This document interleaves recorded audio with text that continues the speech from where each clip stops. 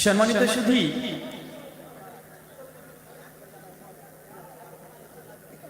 বর্তমান প্রেক্ষাপটে দিন ইসলামকে শেখার জন্য বা ইসলামকে জানার জন্য আজ থেকে 10 বছর আগে যতটা কষ্ট করতে হয়েছে, বর্তমান প্রেক্ষাপটে ততটা কষ্ট করার লাগে না। কেউ যদি মনে করে ইসলামকে আমি জানবো, শিখবো আমলের উদ্দেশ্যে, এখন খুবই সহজ। কারণ বর্তমান আধুনিক বিশ্বে আমরা বসবাস করছি।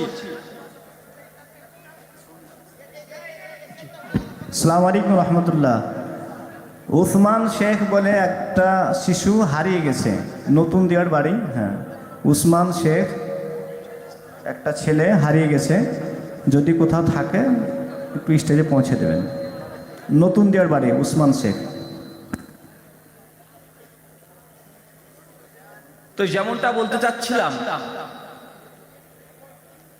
যে ইসলামকে জানাটা যেমন বর্তমানে বিশ্ব জগতে খুব সহজ, খুবই সহজ। কাজী নজরুল ইসলাম অনেকদিন আগেই একটা কবিতা লিখেছিলেন, থাকবো না কো বদ্ধ ঘরে, দেখবো এবার জগৎটাকে। মানুষের মধ্যে সে সময় একটা প্রশ্ন থাকতে পারে যে বদ্ধ করে থাকবো না, আর বদ্ধ করে থাকলেও এই বদ্ধ ঘরের মধ্যে থেকে, বন্ধ ঘরের মধ্যে থেকে জগৎটাকে দেখবো। বা এখন বলেন তো, থেকে গোটা বিশ্ব জগৎকে দেখা যায় কি যায় না? কথা বলেন। বর্তমান computer media, video media, audio media, internet media, এই মিডিয়ার মাধ্যমে গোটা বিশ্ব জগৎকে নিজেদের বিছানার মধ্যে আমরা সীমাবদ্ধ করে দিয়েছি। আছে না ভাইজান? এর মধ্যে যেমন মুসলিম উম্মাহর অনেক কল্যাণ হচ্ছে। আপনার ইসলাম এখন বাড়ির মধ্যে বসে বসে শুয়ে শুয়ে আপনার ইসলাম শিখতে পারছেন। ভাই পারছেন কি পারছেন না? কথা বলেন ভাই, কথা বলতে হবে। আমরা বাড়ির মধ্যে বসে থেকে ইসলাম আমরা জানতে পারছি। আমরা যদি মনে করি বা ইচ্ছা করি যে আপনাদের শুধুমাত্র মোবাইলে ডায়াল করবেন, কিছু শব্দ থেকে লিখে দিবেন, হাজার হাজার লাখ লাখ ঘন্টার আলোচনা সব আপনার মোবাইলের মাধ্যমে খুব সহজে দেখতে পাচ্ছেন। তবে জেনে রাখবেন, মানুষ যেমন এই আন্তর্জাতিক মিডিয়ার কারণে যতটা কল্যাণকর হচ্ছে, তার চাইতে শতগুণ মানুষ এই আন্তর্জাতিক মিডিয়ার মাধ্যমে ক্ষতিগ্রস্ত হচ্ছে। হচ্ছে কি হচ্ছে না? হচ্ছে। ধর্ম যেমন মানুষ শিখছে এখান থেকে, আবার এই সোশ্যাল মিডিয়া, আন্তর্জাতিক মিডিয়ার মাধ্যমে মানুষ সকালে যদি মুমিন থাকে, রাত্রিবেলাতে কাফির হয়ে যাচ্ছে। আছে না নাই? কথা বলেন। মানুষের গুনাহ করা, পাপ করা আজ থেকে 20 বছর আগে যতটা কঠিন ছিল, এখনকার যুগে জেনা করা, ব্যভিচার করা, পাপ করা, গুনাহ করা, সুদ, ঘুষ, জেনা, ব্যভিচার, প্রতারণা, বাটপাড়ি, চিটিংবাজি করাটা হাজার লক্ষ গুণ এখন সহজ হয়ে গেছে। হয়েছে কি হয় নাই? হয়েছে। মাদানী সাহেব একটা কথা বলছিল, আমি আলোচনা আসার পূর্বে আমি শুনছিলাম যে কেউ যদি সালাত পরিত্যাগ করে, শয়তান বিশেষ করে ফজরের সময়তে আপনার কানে পেশাব ফিরে দেয়। অনেকটা শুনতে মনে হয় যে এটা হুজুররা কি বলে, যে ফজরের সময়তে কেউ যদি ঘুম থেকে না উঠে তাহলে পেশাব ফিরে দেয় শয়তানে। এই জিনিসটা যেন আমাদের অন্তরটা মেনে নিতে চায় না। শয়তান আবার কানে পেশাব ফিরে দেয়, কই ভেজা তো লাগে না? পেশাব ফিরে ভেজা লাগছে তো নাকি? মানে আমরা যেহেতু এই হাদিস কোরআন থেকে এই কথাগুলো যখন বলি, মানুষ তখন এটাকে ভাবে এটা কি বলছে হুজুররা, যেটা বাস্তবতার সঙ্গে কোন লজিক দিয়ে, সায়েন্স দিয়ে এটা মেলে না। এটা কিভাবে সম্ভব? কিছুদিন আগে একজন জিউস, একজন রেবাই পণ্ডিত, উনি ইসলাম কবুল করেছেন। তো উনাকে যখন প্রশ্ন করা হয়েছে এবং উনি তার বায়োগ্রাফিতে লিখে রেখেছেন যে ইসলাম তিনি কেন কবুল করলেন, উনি বলছেন ইসলাম কবুল করার মূল কারণ হচ্ছে শয়তান। কে? কথা বলেন। কথা মনে বুঝতে পারছেন না? আমার আলোচনাতে সুর পাবেন না, গজল পাবেন না, কোন গল্প এগুলো পাবেন না। আমার আলোচনা কাটা কাটা কথা, এগুলোই আমার আলোচনা। একজন ইহুদির রেবাই পণ্ডিত বলছে সে ইসলাম কবুল করার মূল কারণ হচ্ছে শয়তান, ইবলিস। ও বলছে আমি ইবলিসকে বিশ্বাস করতাম না, শয়তান, তাকে তো দেখা যায় না।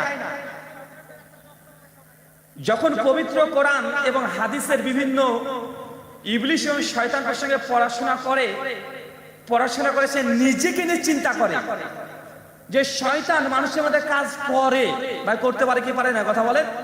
শয়তান মানুষের মধ্যে থেকেই কাজ করে।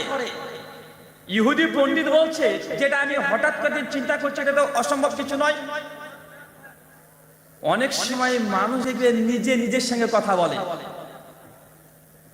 আপনি একটা অন্যায় পাপ কাজ করতে যাচ্ছেন, মন বলছে করি, কোনো সমস্যা নেই, কেউ তো দেখবে না, করি, কোনো সমস্যা নেই। এই যে দেখেন আপনার সাথে কেউ একজন কথা বলছে, বলে কি বলে না, কথা বলেন। আবার বলছে না, করবো না, করলে গুনাহ হবে, করলে পাপ হবে, অন্যায় হবে। ভাই মানুষ নিজের সঙ্গে কথা বলে কি বলে না? আসলে এই চিন্তা আপনি করছেন না, শয়তান আপনাকে করাচ্ছে। কথা কি বুঝতে পারছেন? এবার এই যে আপনি চিন্তা করছেন যে করি, কোনো সমস্যা নেই, কেউ তো দেখতে পাচ্ছে না, এটা ফেসবুকে মেসেঞ্জারে মেসেজ দিয়ে দিই মেয়েটিকে, আমি প্রস্তাব দিয়ে দিই, বা তার সঙ্গে খারাপ কাজটা করে ফেলি, বা আমি ঘুষ নিয়েই নিই, 2 বছর পর আর কখনো নেব না। এই যে আপনার সঙ্গে কেউ একজন কথা বলে, আপনাকে কেউ একজন আপনার ভেতরে থেকে চালাচ্ছে, এটা নাম একটা অংশ যেটা খারাপ কাজে প্রভাবিত আপনার অন্তর থেকে করে। এটা হচ্ছে ইবলিস, এটা হচ্ছে শয়তান। কথা কি বুঝতে পারলেন? এবার যখন রাত্রিবেলাতে ঘুমাচ্ছেন, আজান আসছে, ঘুম কানটা জেগে গেছে, আপনি উঠার চেষ্টা করছেন, আবার বলছেন না আরেকটু ঘুমাই, আরেকটু ঘুমাই। দেখেন আপনার সাথে কেউ কথা বলছে, কেউ কথা বলছে, কি বলছে না, কথা বলেন, আরেকটু ঘুমাই, আরেকটু ঘুমাই। এই যে শয়তান আপনার এই ঘুমের মুহূর্তটা মিষ্টি করে দিচ্ছে এবং আপনাকে বলছে তুই ঘুমিয়ে থাক। আপনি তো নিজে কথা বলছেন না, নিজে এই কথাগুলো শুনতে পাচ্ছেন না, কিন্তু কেউ আপনার সঙ্গে আপনাকে প্রভাবিত করছে, যে নিজেকে আপনি কন্ট্রোল করতে পারছেন না। অতএব আপনাকে এখান থেকে বুঝে নিতে হবে, শয়তান মানুষ জাতির উপরে প্রভাব খাটায় এবং শয়তানের চক্রান্ত অতীব কঠিন, মানুষকে সর্বদা পরাস্ত করতে পারে। ইহুদি পণ্ডিত বলছে আমি শয়তানের অস্তিত্ব যখন নিজের মধ্যে ফিল করলাম, তখন আমি ইসলাম গ্রহণ করলাম। অবাক করা কাণ্ড, যে শয়তানকে যখন আমি বিশ্বাস করেছি, যে আমি নিজেকে তো নিজে কন্ট্রোল করতে পারছি না, আমি এটা করতে চাই না, তারপরেও কেউ কথা বলছে কর, আমি নিজেকে কন্ট্রোল করতে পারছি না, নিজের নিয়ন্ত্রণ নিজে রাখতে পারি না। ওই ইহুদি পণ্ডিত শয়তানের অস্তিত্ব, শয়তানের ক্ষমতা, শয়তানের পাওয়ারকে উপলব্ধি করার কারণে, বুঝতে পারার কারণে বলছে এর কারণেই আমি ইসলাম ধর্ম গ্রহণ করলাম। কেন আল্লাহ নবী মুহাম্মদ রাসূলুল্লাহ সাল্লাল্লাহু আলাইহি সাল্লাম তিনি বলেছেন, মিশকাত হাদিস নাম্বার 62, আল্লাহ নবী সাহাবীদেরকে বলছে যে প্রত্যেকটা মানুষের সঙ্গে একটা করে শয়তান থাকে আর একটা করে ফেরেশতা থাকে। সাহাবীরা জিজ্ঞেস করেছে, ইয়া রাসূলুল্লাহ আপনার কাছে কি শয়তান থাকে? জি আমার কাছে শয়তান থাকে, তবে ওই শয়তান আমাকে খারাপ কাজ করতে প্রভাবিত করতে পারে না, বরং আমি মুহাম্মদ রাসূলুল্লাহ সাল্লাল্লাহু আলাইহি সাল্লাম ওই শয়তানকে, ইবলিসকে আমি তাকে দাওয়াত দিয়ে দিয়ে তাকে আমি মুসলমান বানিয়ে নিয়েছি। কথা বুঝতে পারলেন না? এই হাদিসের বাস্তব প্রমাণ ইহুদি পণ্ডিত বুঝেছিলেন, কিন্তু আমরা মুসলমান আমরা অনেক অংশে এগুলো বুঝি না। আজকে যে বিষয়ে আলোচনা করব খুবই সংক্ষিপ্ত আলোচ্য বিষয়, মুসলিম জাতির অধঃপতনের কারণ। কি বললাম, কথা বলেন, মুসলিম জাতির অধঃপতনের কারণ। কারণ আমরা সাধারণত মুসলমান, এমনকি ইসলামের রীতিনীতি জানি না, যে জানি না। আমরা সকলে জানি 5 ওয়াক্ত নামাজ পড়তে হবে, ভাই 5 ওয়াক্ত নামাজ পড়তে আমরা জানি না, কথা বলেন, জানি কি জানি না? শেখ বলে দিয়েছেন আলোচনাতে, মান তারাকা সালাতা মুতাম্মাদান ফাকাদ কাফারা। যে ব্যক্তি, কোন ব্যক্তি যদি ইচ্ছাকৃত নামাজ ত্যাগ করে দেয়, ফাকাদ কাফারা, এই ব্যক্তি কাফের হয়ে যায়। সেই মুসলিম কিতাবুল ঈমান হাদিস নম্বর 253। মানে আপনি যদি মুসলিম হতে চান, আপনাকে সালাত তথা নামাজ পড়তে হবে। নামাজ যদি না পড়েন, কোরআন সুন্নাহর দৃষ্টিকোণ থেকে আপনাকে মুসলমান, প্রকৃত মুসলিম হিসেবে গণনা করা যাচ্ছে না। শেখ সালেহ আল উসাইমিন তার তারকুস সালাহ পৃষ্ঠা নম্বর 9 বলছে, যে ব্যক্তি নামাজ ত্যাগ করে দিয়েছে, নামাজ পড়ে না, সে যদি কুরবানি করে, তার কুরবানি আল্লাহ কবুল করবে না। কত ভয়ঙ্কর, বুঝতে পেরেছেন ভাই? কুরবানি করা ফরজ, কুরবানি করা ফরজ, নামাজ পড়া ফরজ কি ফরজ নয়? রমজানে রোজা সিয়াম পালন করা ফরজ কি ফরজ নয়? ফরজ। হজ করা ফরজ, যাকাত যার সামর্থ্য আছে তার জন্য ফরজ। কুরবানি করা কি ফরজ না? এই জন্য শেখ সালেহ আল উসাইমিন বলছেন, যে ব্যক্তি নামাজকে ত্যাগ করে দিয়েছে, নামাজ পড়ে না, এই ব্যক্তি যদি কুরবানি করে আল্লাহ তার কুরবানিকে ঝুলিয়ে রাখবে, আল্লাহ তার কুরবানি কবুল করবে কি করবে না আল্লাহু আলাম, আমরা নিশ্চিত নয়। তারপরে সুনান নাসাই 665 নম্বর হাদিস, আল্লাহ নবী বলছেন কিয়ামতের মাঠে বান্দার প্রথম যেটা হিসাব নেওয়া হবে সেটা সালাত। তারা কিসের কথা বলেন? নামাজের। যার নামাজ পেয়ে আল্লাহ খুশি হয়ে যাবে, যে নামাজ পেয়েছে আল্লাহ খুশি হয়ে গেল, আল্লাহ তারপরে বলবে তোমার হজের হিসাব দাও, তারপরে জাকাত দাও, তারপর তোমার কুরবানি দাও, তোমার দান করেছে যা নাকি তাই দাও।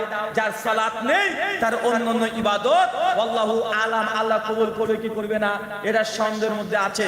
কথা কি বুঝতে পারছেন? এখন আমরা সাধারণত মুসলমানরা জানি যে নামাজ না পড়লে আপনাকে মুসলিম বলা যাচ্ছে না।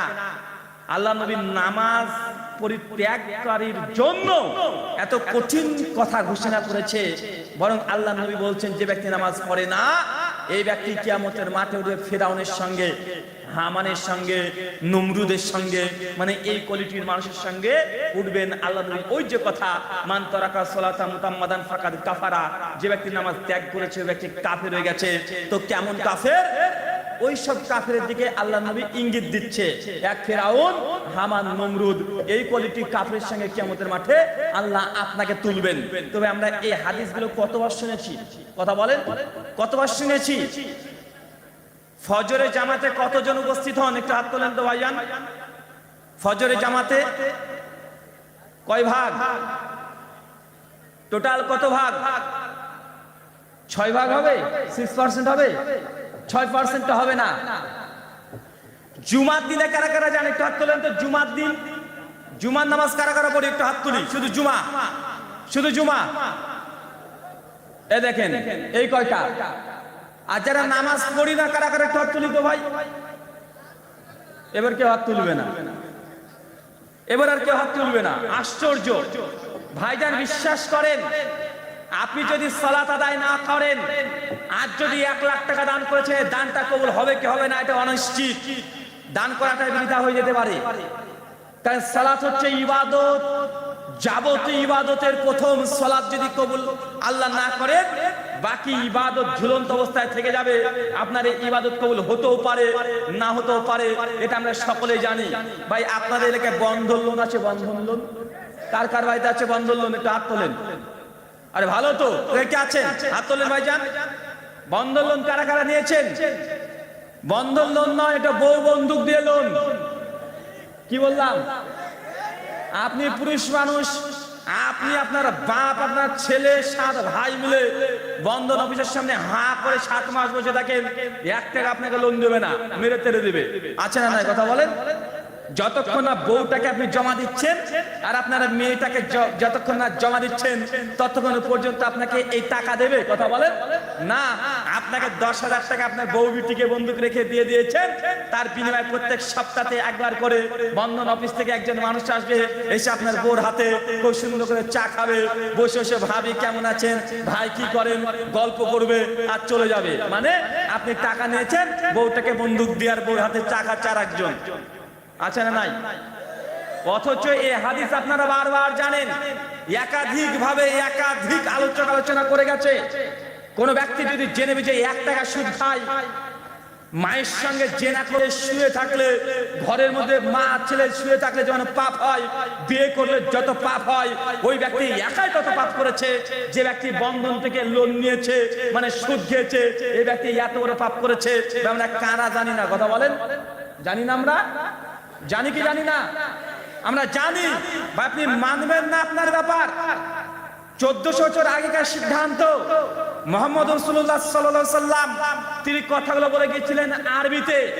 আপনারা যেহেতু বাঙালি মানুষ, আপনাকে এই কথাগুলো যদি আমার কথা শোনার কারণে রেগে যান, জেনে রাখবেন আমার কথাতে রাগ আর একটের আপনি রাখেন না। এই কথাগুলো আল্লাহর নবীর 1400 বছর আগে আরবি ভাষাতে তিনি বলে গিয়েছিলেন মক্কা মদিনার মানুষের সামনে। আর আপনি আমি আপনার আমার এলাকার মানুষের কাছে বলে গেলাম এই কথা, যে ব্যক্তি সুদ খায়, মায়ের সঙ্গে জেনা করলে যত পাপ হয়, আল্লাহ নবী বলছে ওই ব্যক্তি একাই তত পাপ করছে। এরপরেও যদি বন্ধন লোন যা আছে এই বকেয়াকে মিটিয়ে দিতে হবে। তারপর যদি না খেতে পারবে, তারপরে বন্ধন লোন নেওয়া যাবে না। যদি নেন, নবীর ভাষা অনুযায়ী মায়ের সঙ্গে জেনা করছেন। কথা বুঝতে পারলেন না ভাইজান? খুব কঠিন মনে হচ্ছে। জি, এটা আল্লাহ নবীর কথা। আল্লাহ নবী এইভাবে বলে গেছেন, এটা আমরা জানি, মানছি না, দরকার নেই মানেন না, তবে এই কথাগুলো আপনি জেনে রাখেন। আমরা সকলে জানি যৌতুক নেওয়া সুন্নাত। জি, যৌতুক নেওয়া সুন্নাত নয়? যৌতুক ইসলামে নেওয়া সুন্নাত না দেওয়া সুন্নাত? সুন্নাত না? একটা মেয়েকে বিয়ে করবেন, মেয়েটার জন্য একজন পুরুষ মানুষ হিসেবে মেয়ে মানুষরা হয় দুর্বল, এই জন্য মেয়েটিকে আর্থিক সহযোগিতা করতে হয়, সেটাকে বলা হয় মোহর। দেনমোহর আছে না নাই? তো দেনমোহর পুরুষরা দেয় মেয়ে মানুষকে। দেনমোহর কারা কাকে দেয়? পুরুষ মানুষের জন্য নির্ধারিত যে তার স্ত্রীকে, তার বউটাকে সে মোহর দেবে। কিন্তু আমাদের বর্তমানে প্রেক্ষাপটে উল্টো হয়ে গেছে কি যায় নাই? কথা বলেন, উল্টো হচ্ছে কি হয় নাই? এখন ছেলেরা বিয়ে করতে যাচ্ছে মোহর ৫,০০০ টাকা আছে না নাই?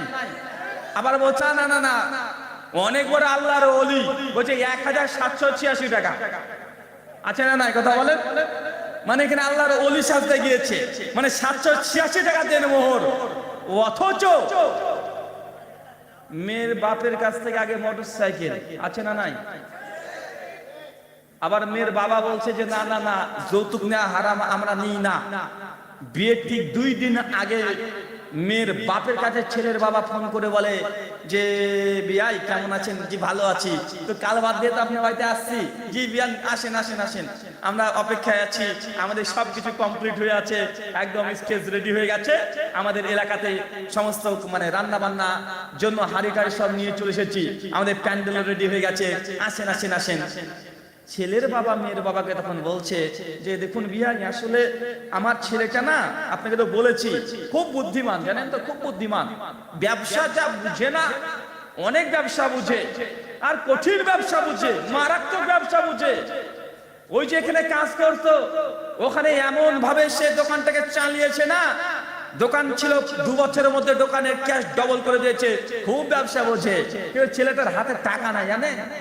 সেটা যদি টাকা ক্যাশ পেতো না, ব্যবসাতে যদি লাগাতো, ও ৫ বছরে ৪ ডবল করে ফেলতো। ভাই ও কিন্তু মোহর নেবে না, সরি ও কিন্তু যৌতুক নেবে না মেয়ের ছেলের বাবা। ভাই আছে না নাই? কথা বলেন, ছেলের বাবা যৌতুক নেবে না, কিন্তু বিয়াকে ফোন করে ২ দিন আগে এটা বলছে। যদি হতো না, যদি হাতে ক্যাশ পেতো, লাখ ৩ টাকা যদি ক্যাশ পেতো, তাহলে এমন ব্যবসা করতো, মনে হতো ২০ তলা বিল্ডিং করে ফেলতো। মানে পরোক্ষভাবে বলছে যে হ্যাঁ হ্যাঁ ৩ লক্ষ টাকা দিস। আছে না নাই? কথা বলেন, আছে। মানে এইসব প্রতারণার বাটপারি করে মুসলিম সোসাইটির সমাজের মধ্যে আছে না না? এগুলো এখনো আছে। তো এটা যে হারাম, এটা আমরা জানি কি জানি না? কথা বলেন, এটা আমরা জানি। মানে আপনাকে এই কথাগুলো বলার উদ্দেশ্য হচ্ছে এইটা, ভাইজান, ইসলাম জানি না মানুষ, এমন মানুষ খুঁজে পাওয়া মুশকিল আছে। এই কথাগুলো আমরা জানি তো জানি, পাশের হিন্দুরাও জানে ইসলাম ধর্মে মদ খাওয়া হারাম। আছে না নাই? বিড়ি, জর্দা, আলাপাতা, গুল, গুটকা খাওয়া হারাম। হিন্দুরাও এখন জেনে নাই, হিন্দুরাও বলে যে ইসলাম ধর্মে মুসলমানদের মদ খাওয়া হারাম, কিন্তু তারপরে এক শ্রেণীর হুজুররা আছে বলে মদ হারাম না, সরি এইসব জর্দা, সিগারেট এগুলো হারাম না, মানে এগুলো মাকরু। আছে না নাই? কথা বলেন। তার মানে আপনাকে এগুলোর উদাহরণ দিয়ে আমার উদ্দেশ্য একটাই, যে ইসলাম জানি না, ইসলাম জানি না এমন কিছু নেই। আমরা ইসলাম মোটামুটি যেগুলো ফরজ বিধান, যেগুলো সুন্নাহ, যেগুলো ওয়াজিব, যেগুলো হারাম, যেগুলো জায়েজ, মোটামুটি আমরা সবগুলোই জানি, কিন্তু আমরা মানি না।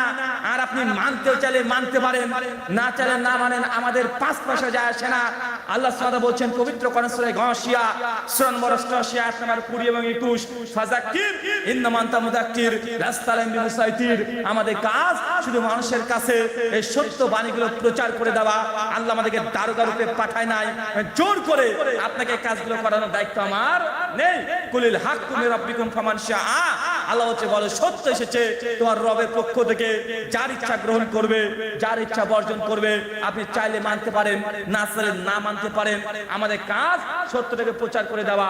আল্লাহ সুবহানাহু ওয়া তাআলা মুসলিম উম্মাহকে এই কথাগুলো বোঝার তৌফিক দান করো। সকলে পড়ি আল্লাহুম্মা আমিন। আজকের আলোচ্য বিষয় মুসলিম জাতির অধঃপতনের কারণ। গোটা বিশ্ব জগতে আমরা মুসলমানরা কত কোটি আছি? কথা বলেন, কত কোটি আছি? জি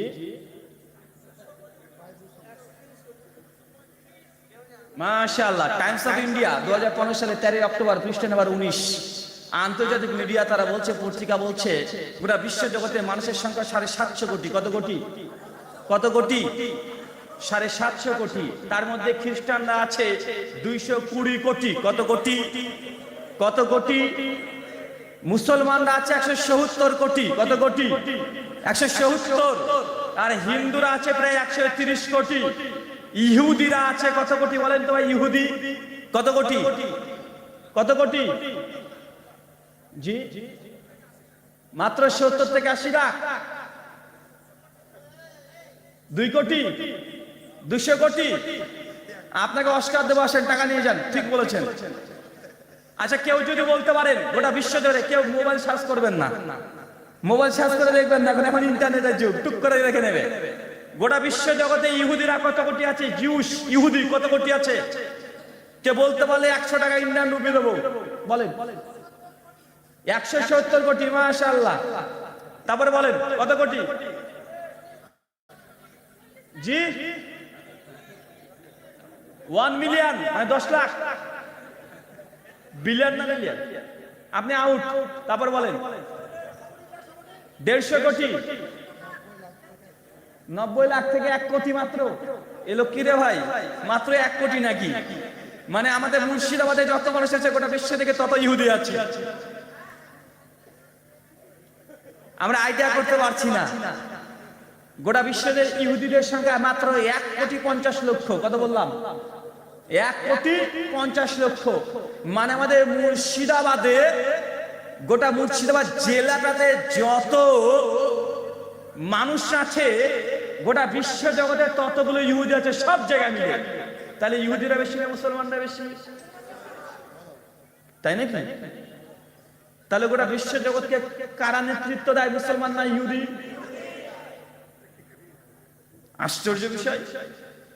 গোটা বিশ্ব জগতে মুসলমানরা আছে 170 কোটি, ইহুদিরা আছে মাত্র 1 কোটি 50 লাখ।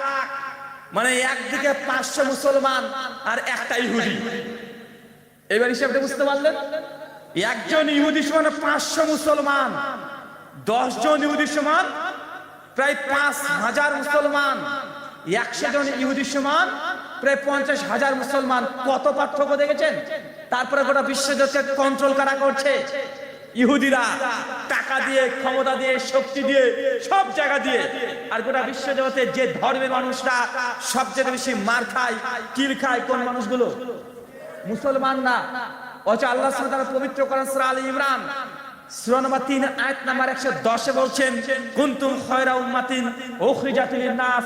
আল্লাহ বলছে মুসলিম জাতির মধ্যে থেকে কিছু মানুষকে আল্লাহ বাছাই করে বের করে নিয়েছেন, এরা খায়রা উম্মাহ, সর্বশ্রেষ্ঠ জাতি। গোটা বিশ্ব জগতের মুসলমানকে দেখে সর্বশ্রেষ্ঠ জাতি মনে হয়? কথা বলেন, কোন দিক দিয়ে সর্বশ্রেষ্ঠ জাতি রে ভাই? অঙ্ক পারেন? বড় মাসের ফর্মুলা কতজন বলতে পারবেন? পারবো? কথা বলেন। জ্যামিতি তো মাধ্যমিকে পাস করেছেন টুকলি করে, আছে না নাই? কথা বলেন। ভূগোল তো মানে মাথা গোল। পদার্থবিদ্যারে কিছু বুঝি না, অনুপ্রমাণ, ইলেকট্রন, নিউটন, প্রোটন কি কিছু বুঝি না, মাথায় ঢোকে না। আর অঙ্কের তো মহাপণ্ডিত, মানে অঙ্কের তো মারাত্মক পণ্ডিত। ইংরেজি, ওরে সর্বনাশ। মুসলমান কোন দিক দিয়ে এগিয়ে আছে? আল্লাহ সুবহানাহু ওয়া তাআলা বলছে কুনতুম খায়রা উম্মাহ, সর্বশ্রেষ্ঠ জাতি। যদি বলা হয় ধর্মের দিক থেকে কি মুসলমান সর্বশ্রেষ্ঠ জাতি, বর্তমান প্রেক্ষাপটে মুসলমান ধর্মের দিক থেকে সর্বশ্রেষ্ঠ জাতি নয়, বরং মুসলমানরা ধর্মহীন। আজ অধিকাংশ মুসলমান ইসলাম ধর্ম মানেই না, আছে না নাই? কথা বলেন। এলাকাতে যদি, আপনাদের এলাকায় যদি 5000 মুসল্লি হয়, 5000 যদি বসতি হয়, কতজন 5 ওয়াক্ত সালাত আদায় করে? কথা বলেন। কতজন? কত পার্সেন্ট? মানে মুসলমানরা ধর্ম থেকে পেছনে, আছে না নাই? কথা বলেন। আছে। আমি আপনাকে এই কথা বলার উদ্দেশ্যে এটা বারবার এই নুকতাটাকে মানে আপনাকে ফোকাস করতে বলছি। গোটা বিশ্বজুড়ে খ্রিস্টান আছে 220 কোটি, হিন্দুরা আছে 130 কোটি, মুসলমানরা আছে 170 কোটি, ইহুদিরা আছে মাত্র 1.5 কোটি। কিছুদিন আগে বার্মাতে রোহিঙ্গা মুসলিমদের ওপরে রক্তের বন্যা ঝরে দিয়েছে, মুসলমানদেরকে নির্যাতন করেছে, দেশ থেকে বের করে দিয়েছে। বাংলাদেশ, ভারত, পাকিস্তানে মুসলমান এখন আশ্রয় নিয়েছে, বা আছে না না? কথা বলেন। বার্মার রোহিঙ্গা মুসলিমদের উপরে যে নির্যাতন করেছে, যারা করেছে তারা কোন ধর্মের? বৌদ্ধ ধর্মের না? গোটা বিশ্বজুড়ে বৌদ্ধরা বেশি না মুসলমানরা বেশি? বৌদ্ধরা বেশি না মুসলমানরা বেশি? বৌদ্ধরা সর্বোচ্চ 5 থেকে 6 কোটি হবে। গোটা বিশ্ব জগতে বৌদ্ধরা 5 থেকে 6 কোটি হবে। আমরা মুসলমানরা কত কোটি? 170 কোটি। চিন্তা করে দেখতে পাচ্ছেন? একজন ইঁদুরও হাতি গেলে লাথি মারছে, ব্যাঙও হাতি গেলে লাথি মারছে। গোটা বিশ্ব জগতে মুসলিম জাতি নির্যাতিত। যে দিক থেকে পারে সেই দিক থেকে মুসলমান জাতিকে এখন নির্যাতন করছে। আগে তো শারীরিক নির্যাতন করতো, এখন মুসলিম জাতির মেন্টালিটির উপরে আঘাত করছে, বারবার থাবা দিচ্ছে। গোটা বিশ্ব জগতে যে ধর্মীয় পণ্ডিতের উপরে সবচেয়ে বেশি বাজে মন্তব্য করা হয়, সে ধর্মীয় পণ্ডিতের নাম কি? মুহাম্মদ রাসূলুল্লাহ সাল্লাল্লাহু আলাইহি সাল্লাম। কখনো দেখেছেন পৃথিবীর কোন নাস্তিক খ্রিস্টানদের যে নবী, মুসলমানদেরও নবী, কিন্তু খ্রিস্টান যাদেরকে আইডল মনে করে, জিসাস ক্রাইস্ট, নবী ঈসাকে নিয়ে বাজে মন্তব্য করতে দেখেছেন? কথা বলেন, দেখেছেন? কোন নাস্তিককে দেখেছেন ভগবান শ্রীকৃষ্ণকে নিয়ে বাজে মন্তব্য করতে? হিন্দুদের কোন দেব দেবতাকে নিয়ে বাজে মন্তব্য করতে দেখেছেন? না। কিন্তু মুসলমানদের নবীদেরকে নিয়ে বারবার মন্তব্য করা হয় কি হয় না? বারবার করা হয়। তার মানে আপনাকে বুঝতে হবে, আগে কত শারীরিক নির্যাতন, এখন মুসলিম জাতিকে মেন্টালিটির দিক থেকেও তাকে বারবার থাবা দেওয়া হচ্ছে। তার মানে গোটা বিশ্ব জগতে মুসলমান জাতি এখন নির্যাতিত, নিষ্পেষিত। এটা আপনাকে বিশ্বাস করতে হবে। এখন আমার একটা আপনাদের কাছে প্রশ্ন, ভাই বুঝলাম নির্যাতিত, কারণ কি? কারণ আছে না নাই? যে জাতি 170 কোটি, আর সেই জাতিকে গোটা বিশ্বের সবাই মারে। খ্রিস্টানরা মারে, আছে না নাই? ইহুদিরা বাইতুল মুকাদ্দাস দখল করে নিয়েছে কি নাই? কথা বলেন।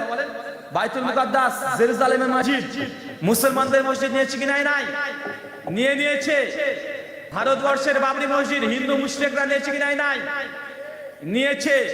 গোটা বিশ্বজুড়ে খ্রিস্টানরা কত দেশকে যে মুসলমানদের দখল করেছে। স্পেন, এই দেশটা মুসলমানরা 800 বছর ক্ষমতায় ছিল, গোটা দেশকে তারা কবজা করে নিয়েছে। কারা? কথা বলেন। খ্রিস্টানরা। আপনি এখন চিন্তা করে দেখেন, ভারতের বাবরি মসজিদ দখল করছে হিন্দুরা, ইহুদিরা মুসলমানদের বাইতুল মুকাদ্দাস, জেরুজালেমের মসজিদ দখল করে নিয়েছে। খ্রিস্টানরা স্পেনের লাখ লাখ মসজিদকে তারা ভেঙে দিয়ে তারা তাদের গির্জা তৈরি করেছে। তো আপনাকে আবার আমি মনে করে দিই, গোটা বিশ্ব জগতে মুসলমান জাতি নির্যাতিত না মুসলমান জাতি এবং খয়রা উম্মাহ? কথা বলেন, কোনটা? এখন সমস্ত দেখলাম মুসলিম জাতি বর্তমান প্রেক্ষাপট এই অবস্থায় আছে। এখন এর জন্য কারণ জানা দরকার, আছে না নাই? কথা বলেন। এই কারণ আল্লাহ হাদিসে বলে গেছেন। সুনানে আবু দাউদ খুলবেন, কিতাবুল ফিতান, হাদিস 4299। সওবান রাদিয়াল্লাহু তাআলা আনহু তিনি হাদিস বর্ণনা করছেন। হাদিসের সারাংশ আপনাকে বাংলাতে অনুবাদটা বলি। আল্লাহর নবী তিনি বলছেন, অচিরেই আমার উম্মতের উপরে বেধর্মীরা, ইসলাম বিদ্বেষীরা, ইসলামের শত্রুরা এমন ভাবে ঝাঁপিয়ে পড়বে যেমন একজন ক্ষুধার্ত ব্যক্তি একটা খাবারের প্লেটে পড়ে ঝাঁপিয়ে পড়ে। কথা মনে বুঝতে পারলেন না? আল্লাহর নবী তিনি 1400 বছর আগে বলেছে। কত বছর আগে? 1400 বছর আগে তিনি বলছেন যে আমার মুসলিম উম্মার উপরে এমন একটা সময় আসবে, যে সময় মুসলিম জাতির উপরে পৃথিবীর সমস্ত ধর্মের মানুষগুলো এসে ঝাঁপিয়ে পড়বে। উদাহরণ দিতে গিয়ে নবী বলছেন, একটা খাদ্যের পাত্র যেমন আছে, একটা থালা আছে, ক্ষুধার্ত ব্যক্তি ঝাঁপিয়ে পড়ে, এইভাবে ঝাঁপিয়ে পড়বে। যে যেমন পারে সেভাবে তারা খেতে শুরু করবে। হাদিসের এখন বাস্তবতা পাচ্ছেন কি পাচ্ছেন না? কথা বলেন। আল্লাহ নবী 1400 বছর আগেকার কথা, যে মুসলিম জাতির উপরে চতুর্দিক থেকে হামলা হবে। চতুর্দিক থেকে যে দিক থেকে পারবে সে সেই দিক থেকে আক্রমণ করবে। সাহাবা রাদিয়াল্লাহু আনহু জিজ্ঞেস করছে, ইয়া রাসূলুল্লাহ, সেদিন মুসলিম জাতির যে এত ভয়ঙ্কর অবস্থা হবে আল্লাহ রাসূল, সেই দিনকে আমরা সংখ্যায় কম থাকবো? মানে আমরা সংখ্যায় কি খুবই কম থাকবো? আল্লাহ বলছে, জি না, সেই দিন তোমরা সংখ্যায় কম থাকবে না, এবং সংখ্যায় আজকে চাইতেও অনেক বেশি হবে। সংখ্যায় তোমরা অনেক বেশি হয়ে যাবে, কিন্তু তারপরেও মুসলিমরা তোমার উপরে নির্যাতন করবে। সাহাবীরা বলে, কি আশ্চর্য বিষয়, আমরা সেই দিন এত বেশি থাকবো, তারপর আমাদের সঙ্গে এই আচরণ করা হবে? সাহাবীরা অবাক। আল্লাহ নবী তখন বলছেন, হ্যাঁ, তার কারণ হচ্ছে দুইটা, কারণ সেই সাথে সংখ্যায় বেশি থাকবে, কিন্তু কারণ থাকবে দুইটা নির্যাতিত হওয়ার। এক হচ্ছে দুনিয়া, মানুষ মুসলমানরা দুনিয়ার মহব্বত, দুনিয়ার ভালোবাসার পেছনে ছুটবে। কি বললাম কথা বলেন? আল্লাহ নবী বলে দিয়েছেন আরে কারিয়াতুল মউত, আর মুসলমানরা সেই সময় মৃত্যুকে ভয় পাবে। কয়টা কারণ কথা বলেন? কথা আমি বুঝতে পারছেন না, সমস্যা হচ্ছে, ঘুম আসছে? এই হাদিসটা শুনলে আপনাদের অন্তরটা থরথর করে কাঁপার কথা ছিল, ভয়ে ভীত সন্ত্রস্ত হওয়ার কথা ছিল। এখান থেকে আমাদের বোঝা যায় যে আমরা ধর্মের আবেগ আছে, কিন্তু আমরা ধার্মিক না।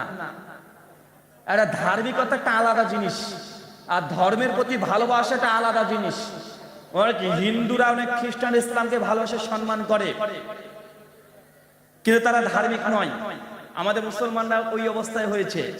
ইসলাম ধর্মের প্রতি আমাদের আবেগ আছে, কিন্তু আমাদের কাছে এটা 100% বিশ্বাস আমরা করি না। আল্লাহ নবীর কথাগুলা এক একটা কথার 1 কোটি টাকা মূল্য দিলেও পারবেন না। নবী বলছেন যে মুসলমান জাতি পরে যে নির্যাতন হচ্ছে বা হবে, অচিরেই হবে, এর দুটো কারণ। এক, মুসলমানরা মৃত্যুকে ভয় পাবে। কিসে কথা বলেন? মৃত্যুকে ভয় পাবে, মৃত্যু দেখলে ভয়। আর দুই, দুনিয়ার প্রতি ভালোবাসা, দুনিয়ার মোহ।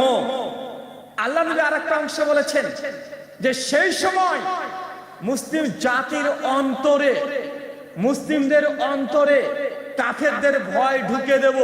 মানে মুসলমান কাফেরকে দেখলেই ভয় পাবে, আর কাফেররা মুসলমানকে দেখে কোনো ভয় পাবে না। চারটে কথা মনে রাখেন। এক, মুসলিমরা মৃত্যুকে ভয় পাবে। দুই, মুসলমানরা দুনিয়ার পেছনে ছুটবে। তিন, মুসলমানরা কাফেরকে দেখে ভয় পাবে। চার, কাফেররা মুসলমানকে দেখে ভয় পাবে না।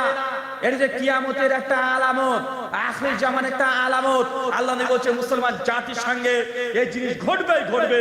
বলুন তো এখন ঘটছে কি ঘটছে না? মুসলমানরা এখন কাফেরকে দেখে ভয় পায় কি পায় না? আপনি নিজেই ভয় পান যে কখন আমি এনআরসি খাতে পড়ে যাই কি যায় না। আপনি বারবার চলে যাচ্ছেন ভিডিও অফিসে, বারবার এখানে যান ওখানে যান, আপনি কাফেরকে দেখে 24 ঘন্টার মধ্যে সবসময় আপনি ভয় পান। আল্লাহ নবী এটাই বলছে যে মুসলমান কাফেরকে দেখে ভয় পাবে, আর কাফেররা মুসলমানকে দেখে ভয় পাবে না। আজকে হচ্ছে কি হচ্ছে না কথা বলেন? এই ভারতবর্ষের মধ্যে পশ্চিম বাংলা, গোটা ভারতবর্ষের মধ্যে পশ্চিম বাংলার মধ্যে মুর্শিদাবাদ, মালদা, বাংলাদেশের রাজশাহী, চাঁপাইনবাবগঞ্জ, পঞ্চগড়, ঠাকুরগাঁ, এই অঞ্চলটাই আমরা আহলে হাদিসরা সবচেয়ে বেশি। আপনাকে জানা আছে সবচেয়ে বেশি এই জায়গাতে কেন? কারণ এই জায়গা থেকে মুর্শিদাবাদ, মালদা, এই জায়গাগুলো থেকে ব্রিটিশ বিরোধী আন্দোলনরা মুসলমানরা করেছিল। আর এর নেতৃত্ব দিয়েছিল সেই সময়তে এনায়েত আলী, বেলায়েত আলী, নাম আমরা অনেকেই জানি না। তারা মুর্শিদাবাদ, মালদায় তাদের ঘাঁটি ছিল। এইখান থেকে বিহারের পাটনাতে আলাজদের মার্কাজ ছিল, ওইখানে বারবার তারা প্রস্তুতি নিত। আজকে আমাদের এই ভারতবর্ষে জন আহলে হাদিসরা, মুসলিম জাতি শুধু আহলে হাদিস নয়, সকলেই বিশেষ করে ব্রিটিশ বিরোধী আন্দোলন করেছে। আহলে হাদিস এই মুর্শিদাবাদ, মালদা থেকে সবচাইতে বেশি আন্দোলন করেছে। এই মুর্শিদাবাদের ইতিহাসটাই আলাদা। কিছুটা দূরে আমাদের হাজারদুয়ারি আছে না? কাদের সম্পত্তি? মুসলমান জাতির সম্পত্তি। নরেন্দ্র মোদীজি 26শে জানুয়ারি আর 15 আগস্ট দিল্লির লাল কেল্লার উপর থেকে যে পতাকাটা উত্তোলন করেন, ওই লাল কেল্লা কার সম্পত্তি? মুসলমানদের সম্পত্তি। মানে মোদীজি পতাকা তুলে ভারতবর্ষের স্বাধীনতার পতাকা যে কুতুব মিনারের উপরে তিনি উঠে তুলেন, ওইটা কাদের সম্পত্তি? এটা আমাদেরই সম্পত্তি। ভাই আপনাকে আবারও মনে করে দিই, আল্লাহ নবী বলছে মুসলমান কাফেরকে দেখে ভয় পাবে, কাফেররা মুসলমানকে দেখে ভয় পাবে না। আজকে মুসলমান আমরা ভয় পাই কি পাই না কথা বলেন? আমরা সব সময় ভয় পাই। আর এটা হাদিসের বাস্তবতা। আল্লাহ নবী যে তিনি নবী ছিলেন, নবীর এই ভবিষ্যৎবাণী দ্বারা এটা আবার প্রমাণ হচ্ছে। কিন্তু আমাদের অন্তরে এখনো আল্লাহ নবীর কথাগুলোর উপরে প্রভাব অন্তরে ফেলছে না। নবী যে কথা বলেছে তার সবগুলো ঘটে যাচ্ছে। আল্লাহ সুবহানাহু ওয়া তাআলা এই কথাগুলো মুসলিম উম্মাহকে বোঝার তৌফিক দান করো। সকলে পড়ি আল্লাহুম্মা আমিন। এক, মুসলিম জাতি কাফের দেখে দেখে ভয় পাবে। আমরা ভারতবর্ষ দীর্ঘ 800 বছর শাসন করেছি। কত বছর? 800 বছর। 800 বছর শাসন করেছি। আপনাদের এই লালগোলা, আপনাদের এই হাজারদুয়ারি এলাকা, লালগোলা, লালবাগ, আপনারা যারা বসবাস করছেন 4 পুরুষ 5 পুরুষ আপনি চলে যান, অধিকাংশ দেখবেন আপনার বাপ এই এলাকার মন্ত্রীর ছেলে ছিল। কথা বুঝতে পারলেন না? মুসলমান জাতি এই গোটা ভারতবর্ষকে 700 থেকে 800 যে ক্ষমতায় ছিল, মানে আমাদের 3 পুরুষ 4 পুরুষ উপরে চলে গেলে দেখবেন যে আমাদের বাপ দাদারা তারা কি করেছে, তারা গোটা দেশ চালিয়েছে, ভারতবর্ষকে চালিয়েছে। মুর্শিদাবাদের ঐতিহ্যই আলাদা। মুর্শিদাবাদের সবচাইতে ভালো কি জিনিস জানেন? রাজমিস্ত্রি। কি মিস্ত্রি? রাজমিস্ত্রি। আমাদের এলাকা থেকে কথা বলেন, আপনার এলাকা থেকে বাইরের দেশে চলে যায় না রাজমিস্ত্রি? এবং মুর্শিদাবাদের রাজমিস্ত্রি বিখ্যাত কেন জানেন? আপনার বাপ দাদারা বড় বড় বাড়ি বিল্ডিং তৈরি করেছে, আর তার বাচ্চারা আজকে রাজমিস্ত্রি লেবারগিরি করে বেড়াচ্ছে। রাজমিস্ত্রি তো তারাই যেখানে পাকা বাড়ি থাকে, রাজমিস্ত্রি তো তারাই শিখবে যারা রাজমিস্ত্রি পাকা পাকা বাড়ি আছে, বিল্ডিং আছে। ও মুর্শিদাবাদ এই দিক থেকে সবচেয়ে উন্নত ছিল। আজকে গোটা পশ্চিমবাংলা মধ্যে মুর্শিদাবাদ সব দিকে পিছিয়ে পড়ে আছে না? নাই, আছে। আপনাকে এর ইঙ্গিত আমি শেষের দিকে গিয়ে দেবো। আপনাকে আবার বলছি, আল্লাহ নবী 4টে কথা গুরুত্বভাবে মনে করে শুনে রাখেন। এক, মুসলিম জাতি কাফেরকে দেখে ভয় পাবে, আর কাফেরদের মুসলিমদেরকে দেখে কোনো ভয় পাবে না। 3, মুসলিম জাতি মৃত্যুকে ভয় পাবে, মানে নিজে মরতে চাইবে না। 4, মুসলমান জাতি দুনিয়ার প্রতি মোহে তারা ছুটে বেড়াবে, হুব্বুন দুনিয়া, দুনিয়ার মোহে তারা ছুটে বেড়াবে। আজকে আছে না নাই? কথা বলেন। আছে। ওই একতারা করেছে, আমাকে 2 তালা করতে হবে, আছে না? সব জায়গায় কম্পিটিশন আছে না? আলেম ওলামাদের মধ্যে কম্পিটিশন এখন আছে। কোথায় প্রোগ্রাম আগে থেকে আমাদেরকে দিয়ে দিতে হবে। আজকে আমি এখানে আছি, সেলফি তুলে ফেসবুকে পোস্ট করতে হবে, আছে না নাই? কথা বলেন। আজকে আমি এই প্রোগ্রাম করলাম, ওইখানে যাচ্ছি, সবগুলো দেওয়া হচ্ছে, আছে না নাই? কথা বলেন। আজকে আমি 5,000 টাকা দান করলাম, সেটা আমাকে মানুষের সামনে জানাতে হবে। মানে দুনিয়ার মোহ, মানে দুনিয়াকে দেখানো, যাই করি না কেন দুনিয়াকে আমাকে দেখাতেই হবে। আল্লাহ নবী এটাই বলছে, মুসলিম জাতি তাদের অন্তরের মধ্যে দুনিয়ার প্রতি ভালোবাসা, মানে যা করবো দুনিয়া অর্জনের জন্য, দুনিয়াকে দেখে দিতে হবে। মানে কিছু ভালো কাজ করলেও যারা করছে তারা দুনিয়াকে দেখানোর জন্য করছে, আর মুসলমান যারা করছে না তারা তো করছে না। আল্লাহ নবী এই সমস্যার কথা বলেছে। আমাদের মধ্যে আছে না নাই? আছে। মানুষ গুনাহ করছে তাও দেখিয়ে, মানে মেয়ের বিয়ে দিচ্ছি যৌতুক, ওর মেয়ের বিয়েতে 3 লক্ষ টাকা দিয়েছে, আমি 3.5 লক্ষ টাকা দেবো। ওর বাপ মারা গেছে, 300 লোক খাওয়িয়েছে, আমি 500 লোক খাওয়াবো, আছে না নাই? কথা বলেন। মানে যা আছে সব দেখাতে হবে। এলাকাতে কুরবানি দিচ্ছেন যে না 7 ভাগা কুরবানি, জায়েজ হুজুর ফতোয়া দিয়ে দিয়েছে, এখন একটা কুরবানি নিলে হবে না, কারণ নতুন মেয়ের বিয়ে দিয়েছি, এখন মেয়ের শ্বশুর বাড়িতে গোশ পাঠাতে হবে। একটু ছোট্ট 200-300 গোশ কিভাবে পাঠায়, এর জন্য আপনি ডবল করে আরেকখানা ভাগা কুরবানি ভাই নিচ্ছি কি নিচ্ছি না? কথা বলেন। মানে কুরবানি দিচ্ছেন, এটার মধ্যেও আপনি মানুষের কাছে দেখাতে যাচ্ছেন যে আপনি কত বড় কুরবানি করেছেন, কত ভাগা নিয়েছেন। নচেত কেন আপনি কুরবানি মাংস জবাই করে আগে দাড়ি বাটকাতে তুলেন, আছে না নাই? মাংসটা কাটাই শেষ হয়নি, আগে দাড়ি বাটকাতে তুলছে। কুরবানিটা কেনার আগে বারবার বলছে 15 কেজি হবে তো, নচেত লস লেগে যাবে, হবে তো লস লেগে যাবে, আছে না নাই? কথা বলেন। মানে কুরবানি মাংস করে যতক্ষণ দায়িত্বের চাপ আছে বাড়ছে, ওর মনে হচ্ছে যে কুরবানি কবুল হলো না, মানে ও চিন্তাতে পড়ে গেছে। যদি মাংস কমে যায়, মানে মারাত্মক চিন্তার মধ্যে আছে, আছে না? আছে। মানে যাই করুক দুনিয়ার প্রতি মানুষের টান, দুনিয়াকে দেখাতে হবে। এটা মুসলিম জাতির মধ্যে একটা করোনা ভাইরাস। এই করোনা ভাইরাসকে যতক্ষণ না বর্জন করতে পারছেন, ততক্ষণ পর্যন্ত মুসলিম জাতি আবারও সেই সফলতার দ্বার প্রান্তে আসতে পারবে না। এটা আল্লাহ নবীর কথা বলেছে। মুসলিম জাতি তার দুনিয়ার প্রতি লোভ, দুনিয়ার প্রতি মহব্বত, দুনিয়ার প্রতি ভালোবাসা আচ্ছন্ন হয়ে যাবে। মিশকাত খুলেন 5156 নম্বর হাদিস। আল্লাহ নবী মদিনার একটা রাস্তাতে যাচ্ছে, হঠাৎ করে একটা কান কাটা ছাগলকে এবার তুলে ধরেছে। সাহাবীকে বলছে একটা কান কাটা মরা ছাগল, মরা তুলে বলছে আল্লাহ নবী, হে আমার সাহাবীরা, এই ছাগলটা তুমি কেউ নিতে চাও? কেউ নিতে চাও? 1 দিরহাম দিয়ে নিতে চাও? মানে এখনকার 20-30 টাকা। কেউ নিতে চাও? মানে 1 টাকা দিয়ে কেউ নিতে চাও একটা ছাগল? সাহাবী বলছে ইয়া রাসূলুল্লাহ, না, ছাগল তো মরা, এই ছাগল নিয়ে আমরা কি করব? এই মরা ছাগল আমরা কেউ চাই না। আল্লাহ নবী তখন বলছেন যে এই ছাগলটা তোমরা 1 টাকা 1 দিরহাম দিয়ে 1 দিনার দিয়ে নিতে চাচ্ছ না, কারণ এটা অপ্রয়োজনীয় মনে করছো, কিন্তু আল্লাহ সুবহানাহু ওয়া তাআলার কাছে গোটা বিশ্ব জগৎ এই মৃত ছাগলের চাইতো আরো নিকৃষ্ট, আরো মূল্যহীন। গোটা বিশ্বের মূল্য আল্লাহর কাছে মরা ছাগলের চাইতো নিম্নমানের, কিন্তু আমরা গোটা বিশ্ব জগতে মুসলমান আজকে পৃথিবীর মূল্য দেওয়ার জন্য আজকে আমরা উল্টো দিকে ধাবিত হচ্ছি কি হচ্ছি না।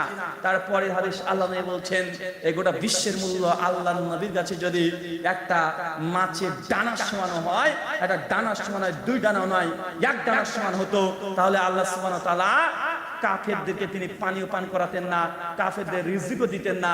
অনেকগুলো ভাষা বর্ণনা হয়েছে। তার মানে আল্লাহর কাছে দুনিয়ার কোনো মূল্য নেই, কিন্তু মুসলমান জাতি আজকে এই দুনিয়ার পিছনে ছুটছে কি ছুটছে না কথা বলেন? সব সময় দুনিয়া অর্জন, সব সময় 24 ঘন্টা সর্বদা আমরা এটা আছি। আল্লাহ সুবহানাহু ওয়া তাআলা তুমি আমাদেরকে কথা বলে বোঝার তৌফিক দান করো। মিশকাত হাদিস নাম্বার 5157 আল্লাহ নবী একটা উদাহরণ দিচ্ছে দুনিয়া। দুনিয়া কি জিনিস? আল্লাহ নবী বলছেন তুমি যদি কোন সমুদ্রের মধ্যে তোমার আঙ্গুলটাকে এইভাবে চুবিয়ে দাও, এইভাবে চুবানোর পরে তোমার আঙ্গুলের যতটুকু পানি তুমি তুলতে পেরেছো, এই পানিটা হচ্ছে দুনিয়া। আর যেটা সমুদ্রের পানি থেকে গেল এটা হচ্ছে আখিরাত। কথা মনে বুঝতে পারছেন না? এটা সমুদ্রের মধ্যে যদি আঙ্গুল চুবিয়ে দেন, বোতলের মধ্যে হাতের আঙ্গুলটা চুবিয়ে দিলেন, তুললেন, কতটুকু পানি তুলতে পারবেন? যতটুকু তুলতে হচ্ছে এটা হচ্ছে দুনিয়া তুলেছেন। দুনিয়া মানে পৃথিবীর সম্পত্তি তুলেছেন। আর যে বোতলের মধ্যে পানি থেকে গেল এটা আখিরাতের সম্পত্তি। মুসলমান আমরা হাতের এই আঙ্গুল সাবরাম পানি নেওয়ার জন্যই আমরা গোটা বিশ্ব জগতে আজকে যত আত্মসাৎ, প্রতারণা, সিটিংবাজি আছে না নাই কথা বলেন? দুনিয়ার প্রতি হুজুর খুব ভালোভাবে জানে। আল্লাহ নবী খুব ভালোভাবে বলে দিয়েছেন যে ব্যক্তি তাবিজ করলো